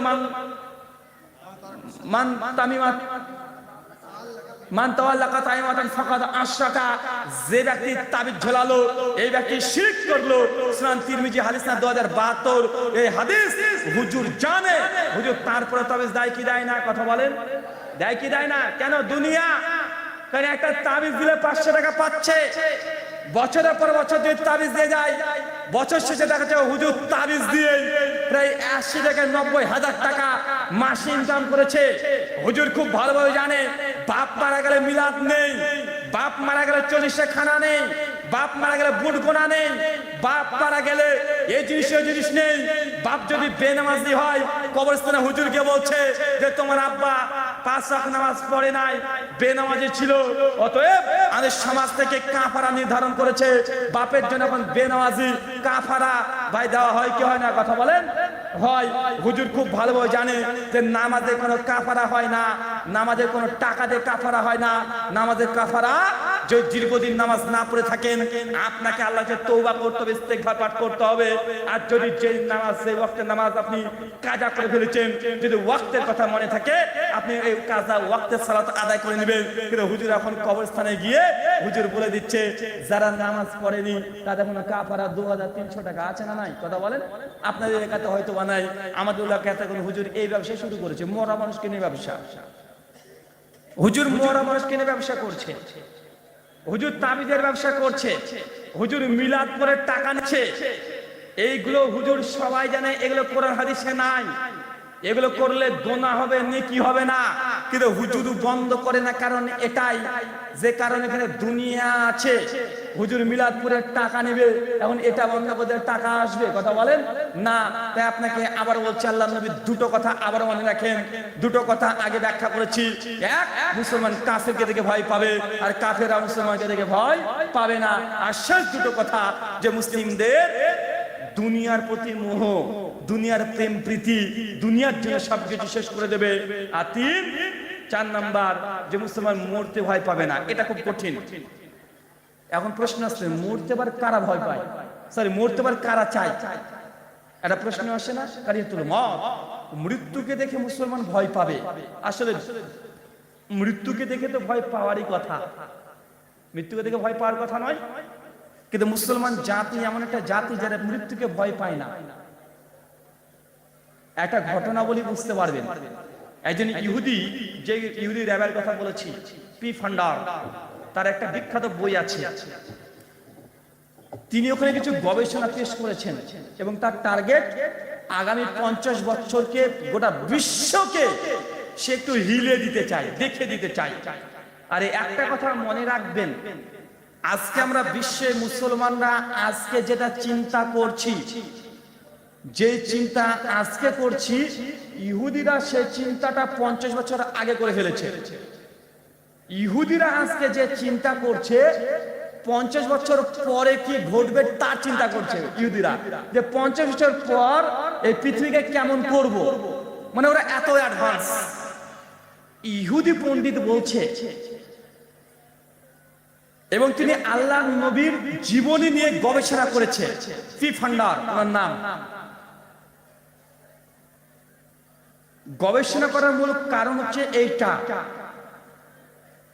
যে আল্লাহ নবীর জীবদ্দশাতে যত জিহাদ হয়েছে, সাহাবীদের ইতিহাসে যত জিহাদ হয়েছে, মুসলিম ইতিহাসে যত জিহাদ হয়েছে, তার সংখ্যা প্রায় 300-র অধিক। কতগুলো কথা বলেন?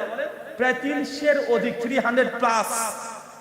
ইহুদি পণ্ডিত একটা আশ্চর্য খবর দিয়েছে। উনি বলছেন যে আমি অবাক হলাম, মুসলমানদের যত যুদ্ধের ইতিহাস পড়েছি, ফলাফল একটাই পেয়েছি, যে মুসলমানরা বিজয় লাভ করেছে। কি লাভ করেছে কথা বলেন? অধিকাংশে যুদ্ধে বিজয় লাভ করেছে। ইহুদি পণ্ডিত বলছে অবাক হয়েছি যে মুসলমানরা যত যুদ্ধ করেছে সব জায়গাতে মুসলমানরা বিজয় হয়েছে। অধিকাংশ 4-5% জায়গাতে যুদ্ধে জয়লাভ করতে পারে নাই। উনি বলছেন আরো অবাকের কথা বিশ্ব জাতিকে বলতে চাই। ইহুদি পণ্ডিত বলছে গোটা বিশ্ব জাতি তোমরা শুনে রেখো, তোমাদেরকে আর একটা আশ্চর্যের কথা বলছি, যে মুসলমানরা যুদ্ধে তো জিতেছে, তো জিতেছে। ভয় এটা নয় যে মুসলমানরা জিতে গেছে, এবং ভয় হচ্ছে এটাই, মুসলমানরা যত যুদ্ধে জিতেছে সমস্ত যুদ্ধে মুসলমানদের সৈনিক, মুসলমানদের আর্মি, মুসলমানদের ফোর্স সবচেয়ে কম ছিল। কি ছিল কথা বলেন? কম। বুঝতে পারলেন না? একজন ইহুদির গবেষণার কথা সূক্ষ্ম আমি অবাক হই। উনি বলছেন মুসলমানরা প্রত্যেকটা যুদ্ধে জিতেছে, এটা ভয়ের কারণ নয়, বরং ভয়ের কারণ এটা যে মুসলমানরা যত যুদ্ধে জিতেছে সব যুদ্ধে মুসলমানদের সৈনিক কম ছিল। কি ছিল কথা বলেন? কম। বা বদরের যুদ্ধে মুসলমানরা কম না বেশি? মুসলমানরা মাত্র 313 জন, কাফেররা 1000। ইহুদি পণ্ডিত বলছে মুসলমান সংখ্যায় কম নয়, তাদের আর্মি কম, তাদের অস্ত্র শস্ত্র কম, তাদের সমস্ত কিছু কম। তারপরে মুসলমানরা প্রত্যেকটা যুদ্ধে জিতে গেছে, জিহাদে জিতে গেছে। এর কারণ রহস্য আমি দীর্ঘ 15 বছর ধরে উদ্ঘাটন করার চেষ্টা করেছি। ইহুদি পণ্ডিত বলছে 15 বছর ধরে আমি গবেষণা করেছি মুসলমানদের সঙ্গে যুদ্ধের ইতিহাস নিয়ে, মুসলমানরা কেন জিতে যায় অথচ তাদের আর্মি কম, ওদের সঙ্গীরা কম, ওদের যোদ্ধারা কম, তারপরে কেন জিতে? উনি সর্বশেষ সিদ্ধান্ত দিয়ে বলছেন, জি হ্যাঁ, 15 বছর পর আমি সিদ্ধান্তে আসতে পেরেছি মুসলমানরা যুদ্ধে জিতার মূল কারণ তারা মৃত্যুকে ভয় পায় না। কি বললাম কথা বলেন? কথা বুঝতে পারছেন না? ইহুদি জিউস পণ্ডিতের দাবি মুসলমানরা প্রত্যেকটা যুদ্ধে জিতে যাওয়ার মূল কারণ মুসলমানরা মরণকে ভয় করে না। কি ভয় করে না কথা বলেন? মরণকে ভয় করে না। উনি একটার পরে একটা শিক্ষক কৌশলের তথ্য দিয়েছে। উনি বলছেন কেন আমি এই কথা বললাম যে মুসলমানরা মরতে ভয় পায় না, তার কারণ হচ্ছে এইটা, যদি ভারতবর্ষের বা পাকিস্তানের সঙ্গে যখন লড়াই শুরু হয়ে যায়, ভারতের ফোর্সের সঙ্গে পাকিস্তানের ফোর্সের লড়াই শুরু হয়ে যায়, কোন দেশ কোন রাষ্ট্র যখন যুদ্ধ ঘোষণা করে আরেকটা দেশের সঙ্গে, সে দেশের সৈনিকরা তারা যুদ্ধ কেন করে? যুদ্ধ করে পেছনে টান থাকে, যুদ্ধের ময়দানে গিয়েও তার পরিবারের প্রতি একটা মহব্বত থাকে কি থাকে না? যদি মারা যায় পরিবার আছে, আমার মা আছে, ছোট শিশু আছে, ভয় পায়, অন্তর থেকে 100% তার মন চায় না। ওই বলছে যে সাধারণ আর্মি ফোর্স তারা যুদ্ধ করে টাকার বিনিময়ে। কিসের বিনিময়ে কথা বলেন? টাকার বিনিময়ে। সাধারণ একজন আর্মি একজন ফোর্স যুদ্ধ করে, তার সংসারের পেছনে টান থাকে। একজন আর্মি যুদ্ধ করে তার আগে তার একটা চিন্তা থাকে যে আমি যে যুদ্ধে জিতে যাই আমি একটা স্বর্ণ মেডেল পাবো, ভাই এই হবো এই হবো, মানে দুনিয়ার একটা চিন্তা আছে না না কথা বলেন? ইহুদি পণ্ডিত বলছে তবে মুসলমানরা এই কারণে যুদ্ধ করে না যে তার একটা সোনার মেডেল পাবে। মুসলমানরা এই জন্য যুদ্ধ করে না যে তার পরিবারের সন্তান আছে, এবং এই জাতি এমন একটা আশ্চর্য জাতি যে জাতি যুদ্ধই করে শুধু মরার জন্য। কথা বুঝতে পারেন? কত কঠিন কথা উনি বলেছেন। মুসলমান জাতি এমন একটা জাতি যে জাতি মরণকে ভয় পায় না, বরং এই জাতির নামাজে দাঁড়িয়ে দোয়া করে যে আল্লাহ তোমাকে শহীদ হিসেবে কবুল করো। যে জাতি মরার জন্য ঈশ্বরের কাছে প্রার্থনা করতে পারে, যে জাতি মরার জন্য তার মাকে বলে, মা আমি জিহাদে গেলাম, আমি যুদ্ধে গেলাম, তুমি দোয়া করো যে আল্লাহকে মুজাহিদ হিসেবে কবুল করে নাই, শহীদ হিসেবে কবুল করে নাই। যে মরার জন্য সে ইচ্ছা মতো চলে যায়, মরার জন্য ঈশ্বরের কাছে আল্লাহর কাছে দোয়া করে, আল্লাহ তুমি আমাকে মুজাহিদ হিসেবে কবুল করে নাও, আমাকে তুমি শহীদ হিসেবে কবুল করে নাও। যে জাতি মরতে ভয় পায় না, এই জাতিকে আর কি দিয়ে ভয় দেখাবে? ওই জন্য ইহুদি পণ্ডিত সমাধান দিচ্ছে যে জাতির সঙ্গে কখনো কোনো মানুষ ভুল করে যেন অস্ত্র দিয়ে যুদ্ধ করতে যায় না।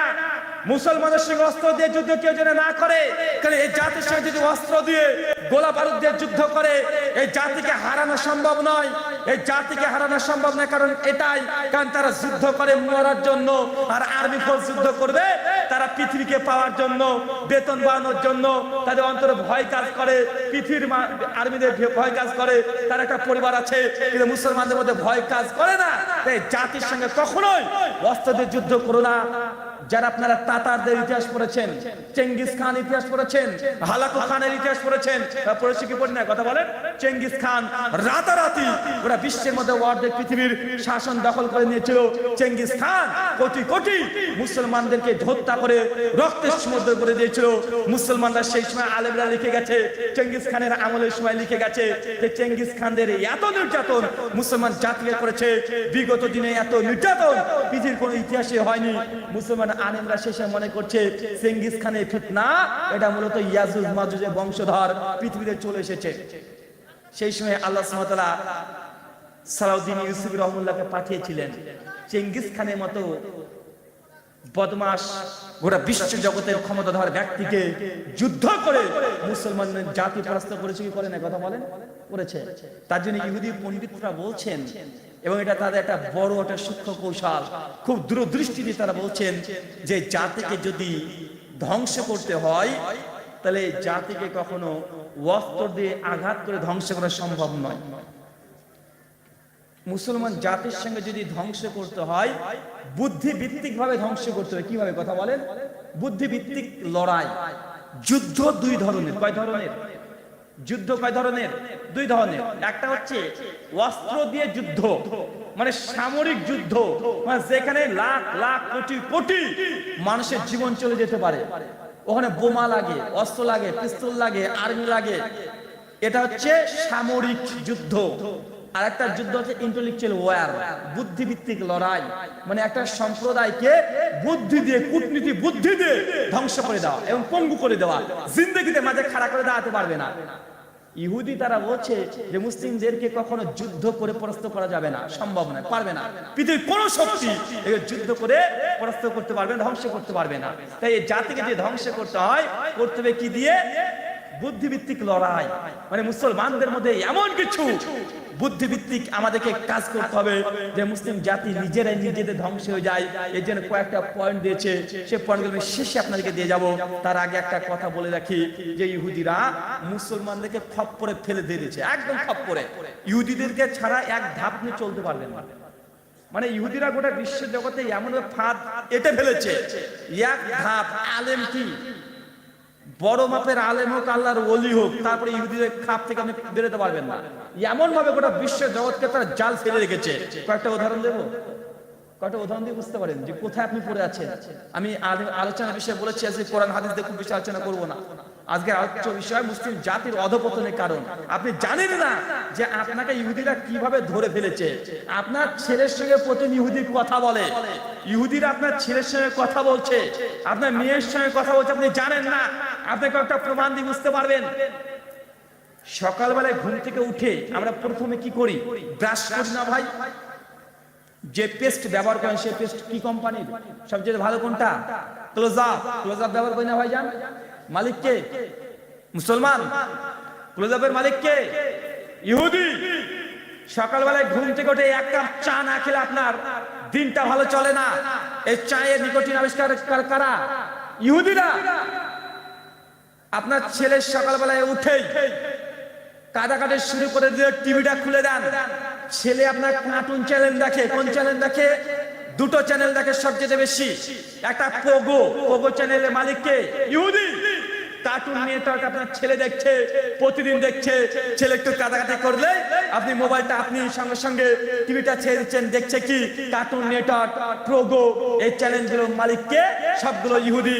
আপনি জানেনই না আপনার ছেলেকে এই কার্টুনের মাধ্যমে আপনার ছেলের সঙ্গে তারা কিভাবে তাদের আকীদা, তাদের বুদ্ধি, তাদের চিন্তা, তাদের মানসিকতা, তাদের সাইকোলজি কিভাবে অন্যদিকে যে ডাইভার্ট করে দিচ্ছে, এটা আপনি বুঝবেন না। 20 বছর পর বুঝতে পারবেন, আজকে বুঝতে পারবেন না। কারণ আপনি বুঝতে পারছেন না যে কার্টুনের মাধ্যমে আপনার ছেলে ব্রেন ওয়াশ করে ফেলছে। এই কার্টুনের মাধ্যমে তার চিন্তাকে পরিবর্তন করে দিচ্ছে, তাদের বুদ্ধিকে ডাইভার্ট করে দিচ্ছে। আমরা বাপ মারা বুঝতে পারছি না। সকালবেলাতে আপনি যদি মনে করেন যে আমি হলিউড সিনেমা দেখবো, সবচেয়ে জনপ্রিয় সিনেমা হলিউড যদি দেখতে চাই, কোন চ্যানেল দেখি? HBO। মালিককে ইহুদি। টিভিতে যে জন্তু জানোয়ারের চ্যানেল দেখবেন, কোন চ্যানেল দেখেন? The Discovery of India, national geography. মালিককে ইহুদি। হাতে চোট পেয়েছেন, ডাক্তারখানায় যাচ্ছেন, প্রথমে আপনাকে ইনজেকশন দেওয়া হয় সিরিঞ্জ। এই সিরিঞ্জের মালিককে আবিষ্কার কারা করেছে? ইহুদি। এতগুলো মোবাইল আছে, মুসলমান আমরা বলছি ইহুদির আমাদের ভয়ঙ্কর শত্রু, মারাত্মক শত্রু। জি হ্যাঁ, তাদের আমাদের শত্রু গোটা বিশ্ব জগতে মুসলমানদের জন্য কেউ নাই। তাদের শত্রু ইহুদিরা। আজকে অস্ত্র দিয়ে লড়াই গোটা বিশ্ব জগতের সঙ্গে করে না, তারা এখন বুদ্ধিভিত্তিক লড়াই করে। আপনাকে আমি এটা এতক্ষণ ধরে বোঝানোর চেষ্টা করছি, জেনে রাখবেন পৃথিবীতে আর অস্ত্র দিয়ে লড়াই হবে না, আস্তে আস্তে বন্ধ হয়ে যাবে। এখন লড়াই চলে বুদ্ধিভিত্তিক লড়াই, চিন্তার লড়াই। চিন্তা, যে সম্প্রদায়, যে ব্যক্তি, যে জনগণ যত বেশি চিন্তা করতে পারবে, সে গোটা বিশ্ব জগৎকে দখল করে নিবে। এই যে ক্যামেরাগুলো লাগানো আছে, নাহলে 50টা মোবাইল এখানে আমাদের সামনে এই মুহূর্তে আছে। এই যে ভিডিও করছে, ভিডিও করার জন্য কি লেগেছে? ওই ক্যামেরা লেগেছে। কি লাগেনি? কথা বলেন। এই ক্যামেরা কাদের আবিষ্কার? কে করেছে? কারা করেছে? ইহুদিরা। অ্যান্ড্রয়েড, নোকিয়া সেটের কথা মনে পড়ে না? নোকিয়া 1110। আজ থেকে 15 বছর আগে ওদের সাদা করে একটা মোবাইল ছিল, ওর মধ্যে কিছুই হতো না, শুধু ফোন হতো, নামও সেভ করা যেত না প্রথমে। আর সাপের একটা গেম ছিল, ঢুমঢাম করে আওয়াজ হতো। ঘন্টার পর ঘন্টা চালিয়ে দিয়েছি, আছে না নাই? কথা বলে। নোকিয়া আস্তে আস্তে ডেভেলপ হলো, গোটা ভারতবর্ষে নোকিয়া ছিল 1 নাম্বার। আজকে নোকিয়ার কোনো মার্কেট আছে? কথা বলে। কেউ নোকিয়া কেনে না কেন? কারণ নোকিয়া হচ্ছে মাইক্রোসফটটা চলে না, এখন চলে সব অ্যান্ড্রয়েড। কি চলে? কথা বলে। অ্যান্ড্রয়েড মানে এরা এত আধুনিক। অ্যান্ড্রয়েডের মালিক কে? কথা বলেন। কারা মালিক? ইহুদিরা। মাইক্রোসফটের মালিক ইহুদিরা। কম্পিউটার, সুপার কম্পিউটার যাই চালায় না কেন, কম্পিউটারের মূল জায়গা হচ্ছে চিপ তথা মেমোরি। কি কথা বলেন? মাইক্রোসফট চিপ, এটা ছাড়া কম্পিউটার অচল। মাইক্রোসফট চিপের মালিক কে? কথা বলে। এই কোম্পানির মালিক কে? ইহুদি। আপনাকে কোন জায়গাতে দেখাবো? আপনার মেয়ে যে কসমেটিক্স ব্যবহার করে, লরিয়াল, এটা হচ্ছে সবচেয়ে দামি। মালিক কে? ইহুদি। যেখানে যাবেন সেখানে ইহুদিরা আছে না নাই? কথা বলে। যেখানে যাবেন সেখানে ইহুদিরা দখল করে ফেলেছে। আপনি যত ইহুদিকে শত্রু মনে করেন না কেন, অবশ্যই ইহুদিরা শত্রু। তারপরেও ইহুদের খপ্পর থেকে আপনার বাইরে বের হওয়ার কোনো সুযোগ নেই, অসম্ভব। এই জন্য বলেছি গোটা বিশ্ব জগতে এখন চলছে চিন্তার লড়াই, বুদ্ধিভিত্তিক লড়াই। আরে জাতিকে ধ্বংস করার জন্য চিন্তা দিয়ে, বুদ্ধি দিয়ে জাতিকে ধ্বংস করা যাওয়া সম্ভব। একটা স্পর্শকাতর বিষয় বলবো। আমাদের পকেটে টাকা আছে না নাই? কথা বলেন। ব্যাংকে টাকা আছে না নাই? এখন মনে করছি ব্যাংকের টাকার মালিক। আজকে আপনি যে অর্থ উপার্জন করছেন 300 টাকা, আপনি পকেটে পুরে ফেলেছেন, মনে করছেন টাকার মালিক আপনি। জি না, এই টাকার মালিক আপনি না। এই টাকার মালিক আপনি না। যদি মনে করে একটা সেকেন্ডে আপনার পকেটের টাকাকে সাদা কাগজ বানিয়ে দেবে জাদুর মতো, পারবে কি পারবে না? কথা বলে। বাড়িতে লাখ লাখ টাকা ফেলে রেখেছেন, লাখ লাখ টাকা, যদি মনে করে ওই টাকাগুলোকে সাদা কাগজ বানিয়ে দিবে 1 সেকেন্ডে, পারে না ভাই? কথা বলে। আজ থেকে 5 বছর আগে চলে যান না, ভারতবর্ষে নরেন্দ্র মোদীজি ক্ষমতায় আসার পরে প্রথম কাজ করলো কি, কথা বলেন? টাকাকে বাতিল করে দিল। আপনার বাড়িতে টাকা থাকলে তখন ওগুলো টাকা ছিল না, সাদা কাগজ, সাদা কাগজ। গোটা বিশ্বের অ্যাকাউন্ট তথা অর্থনীতি কাদের কাছে আছে? ইহুদিদের কাছে। আমি আপনাকে আবার মনে করে দিই, ইহুদিদের সংখ্যা কত বলেন তো ভাই? মাত্র 1.5 কোটি। কত কোটি? মাত্র 1.5 কোটি। মুসলমানরা কত কোটি? 170 কোটি। 1.5 কোটি ইহুদি দেখেছেন কত ক্ষমতা, কত পাওয়ার। আপনি মনে করছেন আপনার পকেটের টাকা আপনার? জি না, আপনার পকেটের টাকা আপনার নয়। আপনাকে আর একটা প্রমাণ দিয়ে আপনি বুঝতে পারবেন। বাংলাদেশের 100 টাকার সমান ইন্ডিয়ান কত টাকা হয়? 70, 80, 82, 85 এরকমই থাকে। আমেরিকার ডলার, $1 সমান ইন্ডিয়ান কত টাকা? কমপক্ষে 82 টাকা। মানে আমেরিকার 1 টাকা মানে ইন্ডিয়ান 82 টাকা। সৌদি আরবের 1 রিয়াল মানে ইন্ডিয়ার 22 থেকে 25 টাকা, তাই না ভাই? তো এই টাকা কম বেশি কেন হয় জানেন? ওখানকার 1 টাকা আমাদের এখানে 1 টাকাই হবে, তা হয় না কেন? সৌদির 1 টাকা আমাদের এখানকার 22 টাকা হয় কেন? কেন হয় জানেন? অনেকে জানি না। কারণ হচ্ছে যে দেশের সরকার রিজার্ভ ব্যাংকে যত পরিমাণে সোনা জমা দেবে, কি জমা দেবে, কথা বলেন? স্বর্ণ, গোল্ড যত পরিমাণে জমা দেবে, রিজার্ভ ব্যাংক তখন পারমিশন দেয় এবং রিজার্ভ ব্যাংক সে দেশকে সেই স্বর্ণের বদলে টাকা ছাপিয়ে দেয়। কি দেয়, কথা বলেন? ভারতবর্ষের সরকার যদি চায় যে 10 কোটি টাকা ছাপিয়ে নেব রাতে রাতে মেশিন দিয়ে, পারবে না। পারবে? পারবে না। কি করতে হবে? সরকারকে সোনা নিয়ে যেতে হবে রিজার্ভ ব্যাংকের কাছে।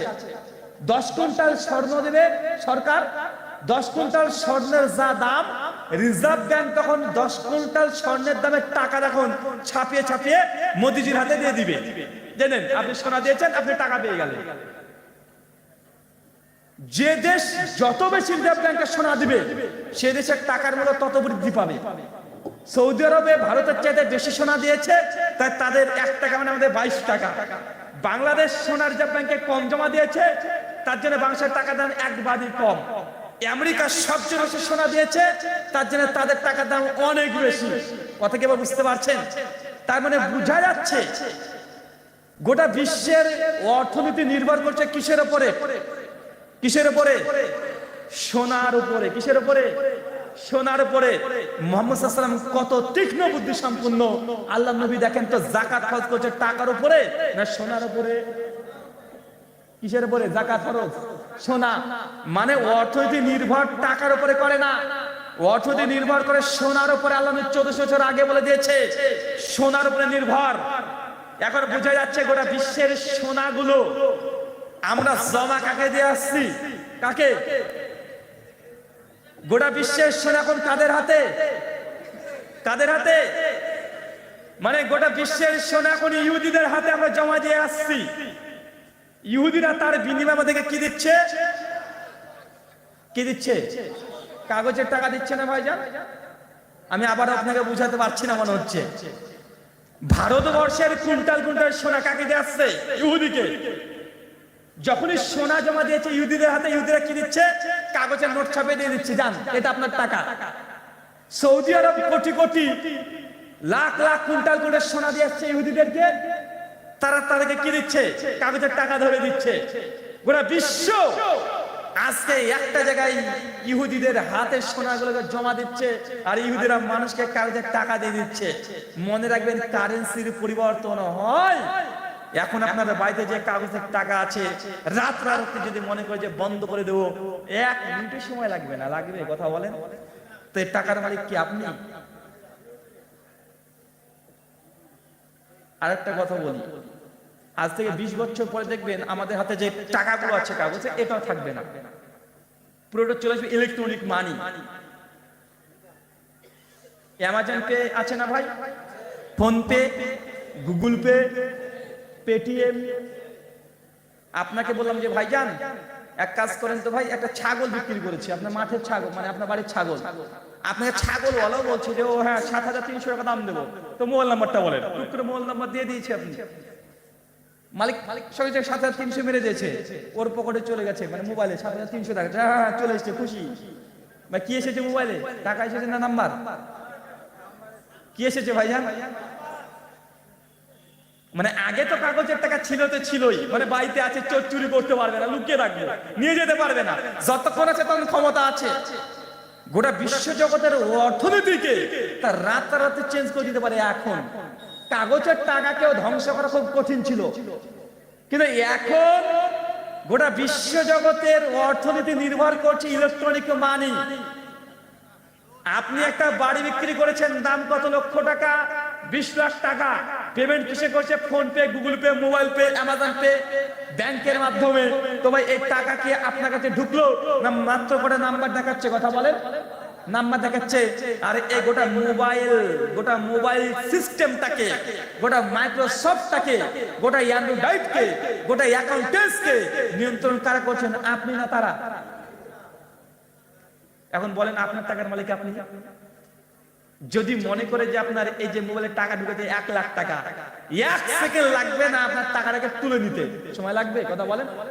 এর জ্বলন্ত দৃষ্টান্ত আপনাকে দিয়ে আপনি বুঝতে পারবেন। ব্যাংকে যান না আপনি? অনেক সময় ব্যাংকে যান, ব্যাংকে গিয়ে আপনি টাকা জমা দিয়েছিলেন 50,000 টাকা, গিয়ে তখন আপনি ব্যাংকওয়ালাকে যে টাকা তুলবেন, গিয়ে দাঁড়িয়ে আছেন, কি হলো? টাকা তুলতে এসেছি। হবে না, লিঙ্ক নেই। আছে না নাই? কি নেই ভাই? লিঙ্ক নেই। ভাই টাকা আপনার জমা দিয়েছেন, আপনি তুলতে এসেছেন, ওই যে লিঙ্ক নেই। 1 ঘন্টা বসেছেন, দাদা লিঙ্ক এসেছে? হ্যাঁ লিঙ্ক এসেছে, তো সার্ভার ডাউন। আছে না নাই? কথা বলেন, সার্ভার ডাউন। তার মানে আপনার এই টাকা আপনার তোলার মতো একটা ক্ষমতা নাই।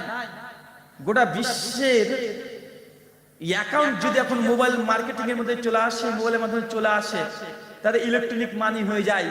ইহুদিরা যদি মনে করে তারা ওই ইসরায়েল থেকে রাত্রি গোটা বিশ্বের সার্ভারকে ডাউন করে শেষ করে দিতে পারে না? কথা বলেন। আর গোটা বিশ্বের অ্যাকাউন্ট যদি, অর্থনীতি তাদের হাতে চলে আসে, ভারতবর্ষের মতো রাষ্ট্র রাতারাতি অন্ধ ন্যাংরা হয়ে বসে থাকবে। কারণ অর্থ যদি শেষ হয়ে যায়, অর্থনীতি শেষ হয়ে গেলে একটা দেশ 10 দিনে মানুষ না খেতে পেয়ে মারা গিয়ে অর্ধেক হয়ে যাবে।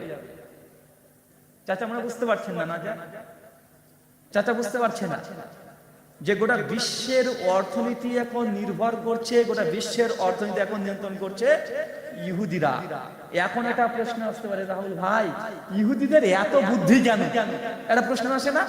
আরে কোরআন আমাদের কাছে, আর ইহুদিরা এত বুদ্ধি কোথা থেকে পাচ্ছে? জি, ইহুদিরা বুদ্ধি পাবে, এটাই ঠিক। ইহুদিদের বুদ্ধি অস্বাভাবিক হবে, এটাই ঠিক।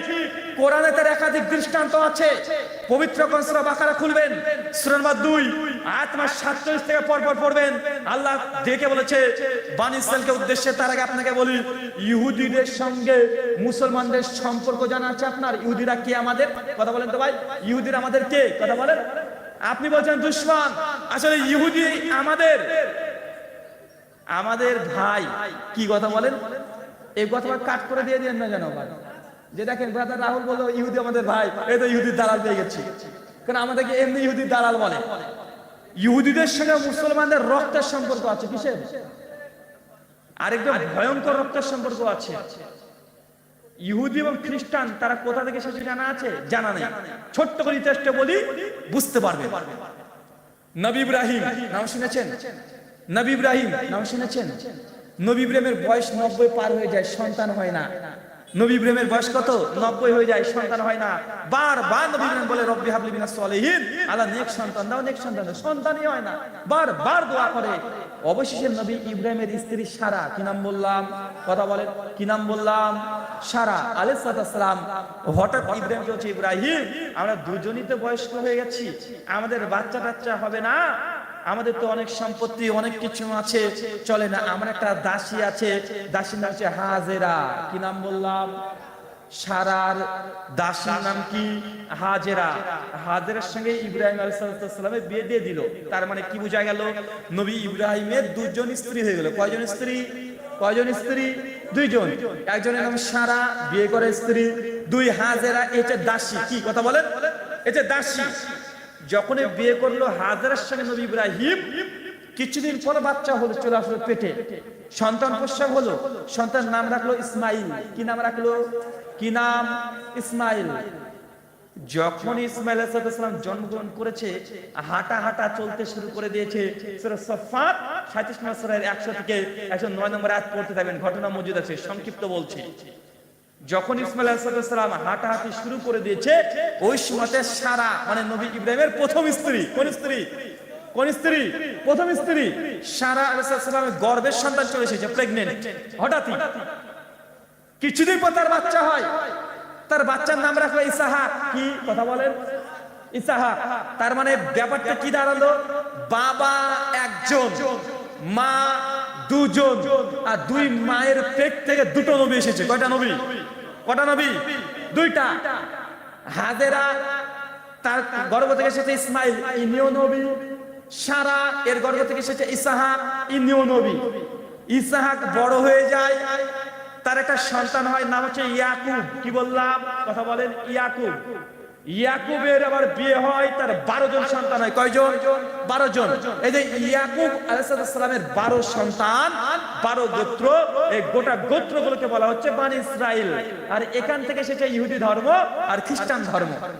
কথা কঠিন হলো? মনে অনেকে গুলিয়ে ফেলেছেন। আবার চেন অফ ন্যারেশনটা বুঝিয়ে দিই। নবী ইব্রাহিম, তার স্ত্রী দুইজন, একটা সারা, একটা হাজেরা। সারার ছেলের নাম ইসাহাক, ইসাকের ছেলের নাম ইয়াকুব। ইয়াকুবের 12 ছেলে হয়েছে, এই 12 ছেলের মধ্যে থেকে ইহুদি আর খ্রিস্টান। তারপরে নবী ইব্রাহিমের একটা স্ত্রীর পক্ষ থেকে ধর্ম কি এসেছে? ইহুদি ধর্ম, খ্রিস্টান ধর্ম। আর একটা মা থেকে গেল, নাম কি? হাজেরা। ওই ইসমাইল। ইসমাইলের বংশধর মধ্যে কোনো নবী নেই দীর্ঘ 1500 বছর। কত হাজার বছর? 1500 বছর কোনো নবী নেই। হঠাৎ করে মক্কার মরুভূমিতে মুহাম্মদ রাসূলুল্লাহ সাল্লাল্লাহু আলাইহি সাল্লামকে আল্লাহ 40 বছর বয়সে তাকে নবুয়ত দিয়ে দিয়েছে। তাহলে কি দাঁড়ালো এবার? কথা বলেন। মুসলমান আর ইহুদিরা কি হলো? কথা বলেন। তারা গোত্রীয় ভাই হচ্ছে না, তারা ব্রাদারিন হচ্ছে। মানে ইব্রাহিম বাপ একজন, মা দুজন, ধর্ম তিনটা। বাপ একজন, মা দুজন, ধর্ম কয়টা? তিনটা। কেন ইহুদি খ্রিস্টান তারপরে ভাই হওয়ার পরে শত্রু কেন? কারণ ইহুদিরা এতই বদ, তারা এতই বুদ্ধিতে তীক্ষ্ণ এবং এতই আল্লাহর সঙ্গে বেঈমানি করেছে, অন্য জাতি এত বেঈমানি করেনি। খুব বদমাশ, খুব অনেক। আল্লাহ সুবহানাহু ওয়া তাআলা পবিত্র কোরআনে বলেছে, দেখবেন সূরা বাকারা 37 নম্বর আয়াত থেকে পড়তে শুরু করবেন। আল্লাহ বনি ইসরাইল ইহুদি জাতিকে ডেকে বলছে, ইয়া বনি ইসরাইল উযকুরু, হে বনি ইসরাইল, চিলড্রেন অফ ইসরাইল, স্মরণ করো তোমাকে যে নিয়ামত দিয়েছিলাম।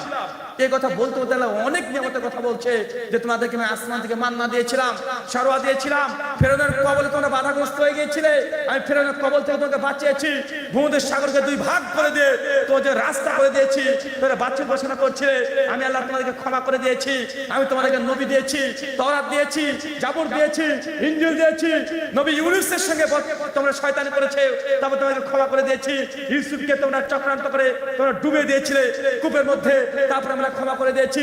সমস্ত নবীর কথা ঘটনা বলছেন। আর আল্লাহ হচ্ছে ইহুদি জাতি, হে বনি ইসরাইল, এত অন্যায় করেছো, তারপরে তোমাকে ক্ষমা করে দিয়েছি। বারবার আল্লাহ এই কথা বলছে। আপনাকে আমার এই কথা বলার উদ্দেশ্যে এইটা, ইহুদিরা ওরা বিশ্ব জগতে বুদ্ধিমান, এত বুদ্ধিতে পরিপক্ক হওয়ার দুটো কারণ। এক, তারা সবচেয়ে নবী বেশি পেয়েছে। কি পেয়েছে বেশি? ইহুদিদের মধ্যে নবী সবচেয়ে বেশি। কি বেশি বলেন তো ভাই? সবচেয়ে নবী বেশি। মুসলমান তবে ইসমাইলের গোত্রের মাত্র একটাই নবী, শুধু আমাদের নবী, সে ইসমাইল। তারপরে দীর্ঘ 1500 বছর এই জাতি শুধু গরু ছাগল ভেড়া চড়িয়ে বেড়েছে, কিচ্ছু পায়নি। সভ্যতা করে আলো পায়নি, ইসমাইলের বংশ কিচ্ছু পায়নি। অন্ধকার জাতি, ভুলে গেছে ইসমাইলের বংশের কোনো অস্তিত্ব ছিল না, কিচ্ছু ছিল না। হঠাৎ করে আল্লাহর নবী তিনি জন্মগ্রহণ করার পর আবার ইসমাইলের সঙ্গে বংশ জুড়ে যায়। কিন্তু ইসহাকের বংশে বাপ নবী, ছেলে নবী, নাতি নবী, তার নাতি নবী, সবাই নবী। ইব্রাহিম নবী, তার সন্তান ইসহাক, সেও নবী, ইসহাকের সন্তান ইয়াকুব, সেও নবী, ইয়াকুবের সন্তান ইউসুফ, সেও নবী। শুধু নবী আর নবী, নবী আর নবী। এটা হচ্ছে ইহুদিদের মধ্যে যতগুলো কোরআনে আপনি নবীর নাম পাবেন, তার 95% নবী হচ্ছে ইহুদিদের। কাদের? একজন নবীর নাম বলেন তো, কথা বলেন, একটা নবীর নাম বলেন। মূসা কাদের নবী? ইহুদিদের জন্য এসেছিল। ঈসা তাদের ইহুদি, দাউদ ইহুদি, সুলাইমান ইহুদি, ইউনুস ইহুদি, ইউসুফ ইহুদি, ইয়াকুব ইহুদি, সুলাইমান ইহুদি, যার নাম পড়বেন সবগুলো ইহুদিদের মধ্যে এসেছে। তো যে জাতি সবচেয়ে নবী বেশি পেয়েছে, নেতা যাদের নবী, এই জাতি বুদ্ধিমান হবে না তো আমরা হবো? কথা বলেন, কথা বলেন। কোন জাতিকে যদি পরিবর্তন করতে হয় নেতা লাগে ভালো, কি লাগে? কথা বলেন। নেতার জরুরত আছে। ইহুদি জাতিকে দীর্ঘদিন ধরে নেতৃত্ব দিয়েছেন নবীরা, তার বাপ নবী, বেটা নবী, পোতা নবী। তো এদের মধ্যে এই নেতৃত্ব দেওয়ার ক্ষমতা এটা ফিতরতগত দিক থেকে তারা পেয়ে যায়। কথা বুঝতে পারছেন না? এই জন্য ওরা বিশ্ব জগৎকে তারা কন্ট্রোল করছে। কেন? কারণ তাদের মধ্যে আছে নবীদের রক্ত। কাদের নবীদের রক্ত বলেন? তারপরেও কিন্তু তারা কাফের। আমাদের পশ্চিমবাংলাতে আছে আওলাদের রাসূল, আছে না ভাইজান? খুব চেঁচামেচি করে।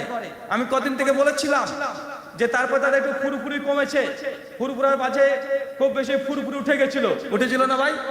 আর দাবি করছে আমরা হচ্ছে আওলাদের রাসূল। আরে বেটা, কেনান আওলাদের রাসূল, নূহের সন্তান কেনান। নূহ সাহেবের নাম শুনেন নাই ভাই?